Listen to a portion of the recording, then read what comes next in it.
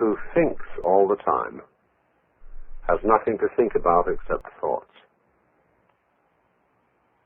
So he loses touch with reality and lives in a world of illusions. By thoughts, I mean specifically chatter in the skull, perpetual and compulsive repetition of words, of reckoning and calculating. I'm not saying that thinking is bad. Like everything else, it's useful in moderation. A good servant, but a bad master. And all so-called civilized peoples have increasingly become crazy and self-destructive because through excessive thinking they have lost touch with reality. That's to say, we confuse signs, words, numbers, symbols, and ideas with the real world. Most of us would have rather money than tangible wealth, and a great occasion is somehow spoiled for us unless photographed. And to read about it the next day in the newspaper is oddly more fun for us than the original event. This is a disaster. For as a result of confusing the real world of nature with mere signs, such as bank balances and contracts, we are destroying nature. We are so tied up in our minds that we've lost our senses. Time to wake up. What is reality? Obviously, no one can say, because it isn't words. It isn't material, that's just an idea. It isn't spiritual. That's also an idea, a symbol. Reality is this.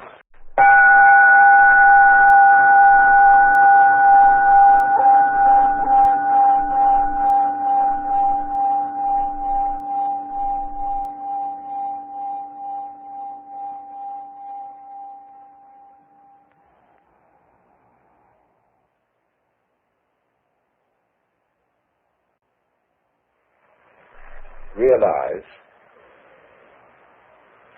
that anybody whom you consider in matters spiritual, psychological, and so on, as an authority, has this authority because of your opinion that he has, or she has. How do you know? If you say, for example, like a Protestant fundamentalist, that you believe in the Bible, that the Bible is inspired, or you may say as a more liberal kind of Christian that Jesus Christ is the greatest being that ever lived on earth. How do you know? It's your opinion that that is so. Lots of people may have told you so, and you may be very impressed by those people, but you bought it.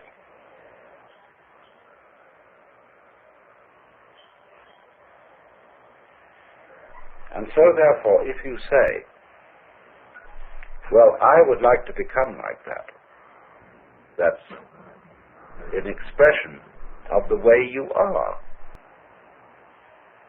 You couldn't feel, I would like to become like that, like the authority, like the Christ, except as an expression of the way you are now. And the way you are now is the quaking mass.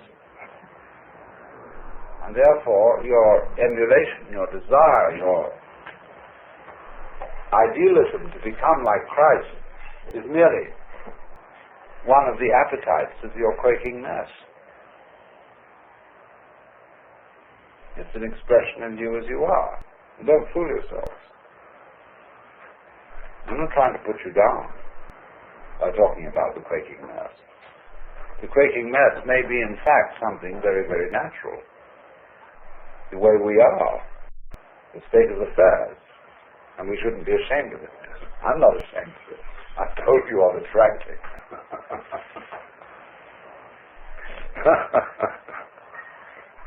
But it is important not to fool oneself about this.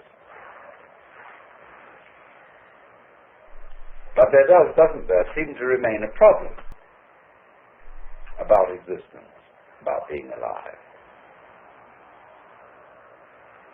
Now let's go into what is that problem at the sort of nitty-gritty level.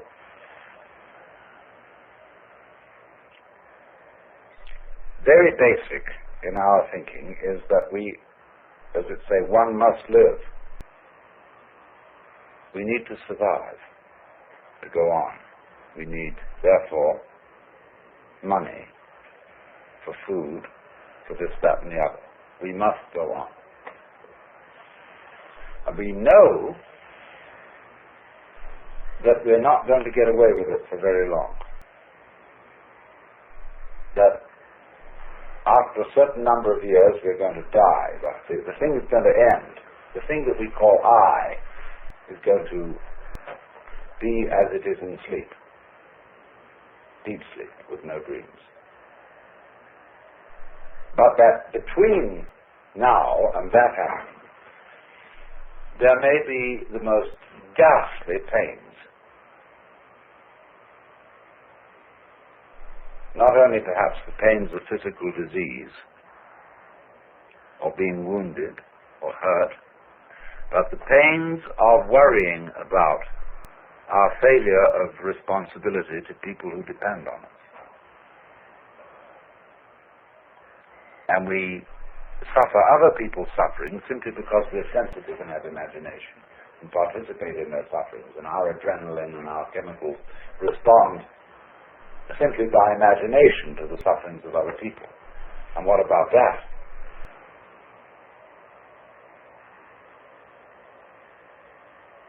And so we can look at these problems and say, now, quite obviously, all these problems cannot be solved in a physical way. That is to say, we do not expect in our lifetime that medical skill will make us exempt from death.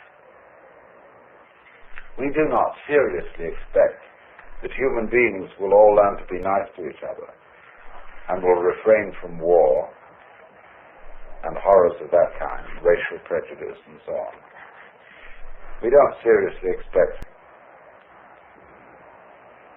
to find a method of being protected by taking some sort of drug against all possible disease and pain. So therefore we say, now maybe there's another way round. Maybe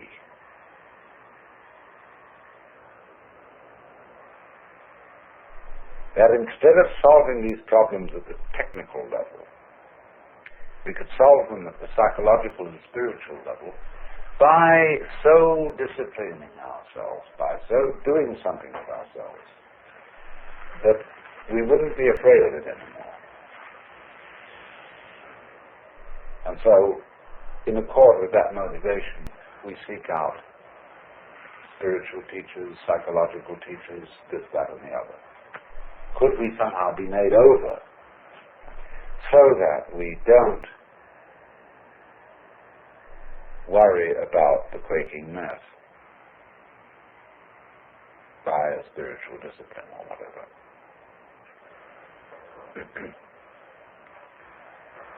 And you see, if you examine that this wanting to overcome the quaking mass and not have it anymore, that precisely is the quaking mass.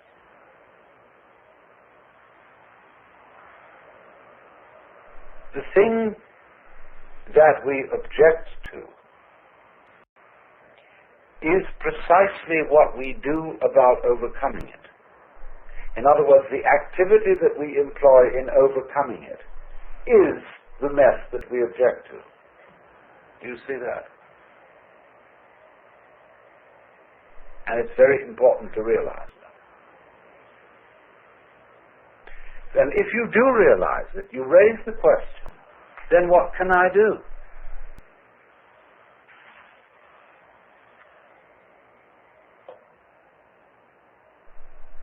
I do to transform the quaking mess into the state of mind of the true mystic? Well, if you are the quaking mess, there's obviously nothing you can do to transform yourself into the state of mind which you idealize as that of being the true mystic, the Christ, the saint, or whatever. So, you realize that everything is phony, that all your ideals are simply manifestations of the quaking mess, trying to get away from himself. And that you are put in the position of, it is absolutely necessary for me to be different from the way I am. But there's absolutely nothing I can do about it, because being the way I am, I cannot be different from that. Let's say this, but if we can put it in different ways.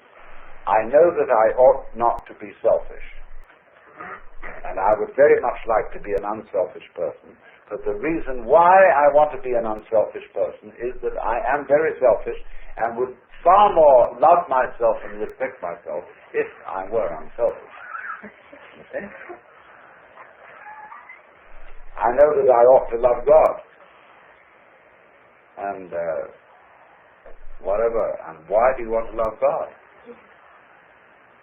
Well, because God is the biggest boss, and it's best to be on the side of the big battalion. That's really why I want to do it. In other words, because I'm looking for the safety of my own spiritual skin. So I think I ought to love God. All sophisticated saints have known this. St. Paul understood it, St. Augustine understood it, Martin Luther understood it. They didn't know what the hell to do about it. But there was nothing to do about it.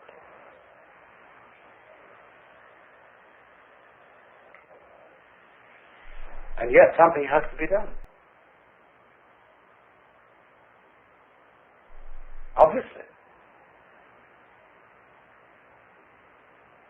But you realize, when you really look into yourself,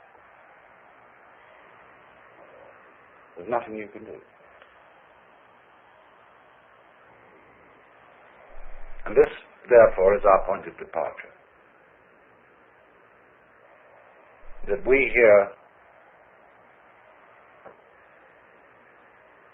perhaps not, mutually realize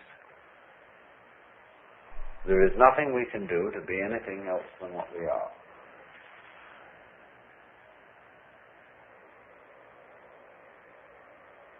To feel any other way than what we feel at this moment. And to be then this quaking mess which has the capacity for the horrors about what life can do to us. However, this isn't as much of a blind alley, a cul-de-sac, as it sounds. Because if you discover a blind alley, it tells you something. Watch the flow of water when it crosses over an area of land, and you will see that it puts out fingers, and some of them stop because they come into blind alleys. The water doesn't pursue that course. It simply rises, and then it finds a way it can go. But it never uses any effort. It only uses weight, gravity. It takes the line of least resistance and eventually finds a course. Now we will do the same thing. Only we're ashamed of it. But we're going to do it anyhow. We think that when we come to a dead end, a blind alley, oh, I failed. Supposing the water at each place where a finger of water stretches out over dry ground and doesn't go any further because the land is too high. The water would say to itself, I failed. We would say it was neurotic water. Just wait, and it will find a way. Now, when you find, you see, that this predicament that I've been describing to you, that there's no way of transforming yourself to become this fearless, joyous, divine being as distinct from the quaking mass. When you say no way, this is not a gloomy announcement.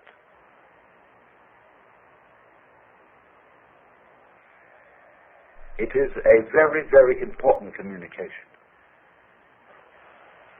It's telling you something. Because like the land is telling the water, this isn't the way to go. There's another way. Try over here. So in the same way, life is telling you that's not the way to go. It's telling you, the message underlying this is you cannot transform yourself. Is giving you the message that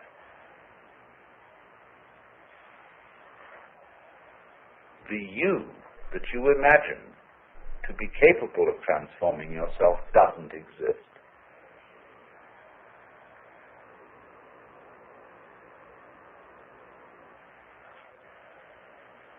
In other words, an ego, an I, separate from my emotions, my thoughts, my feelings, my experiences, who is supposed to be in control of them, cannot control them because it isn't there.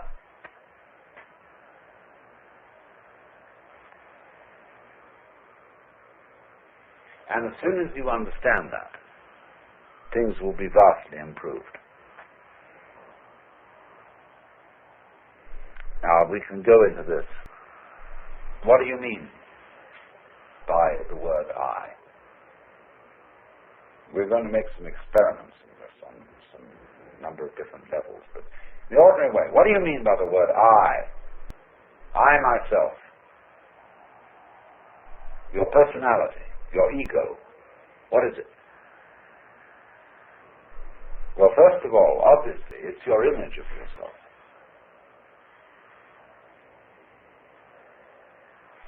It's composed of what people have told you about yourself, who you are, how they've reacted to you, and given you an impression that that's the sort of person you are. It's all your education goes into this, the style of life you put on, and so forth. But it's an image, it's an idea, it's your thought about yourself, and I suppose yourself is in fact not this, but is, to begin with, your total physical organism, your psychological organism. And, beyond that, an organism doesn't exist as an isolated thing any more than a flower exists without a stalk, without roots, without earth. So in the same way, although we are not stalked on the ground, we are nevertheless inseparable from a huge social context.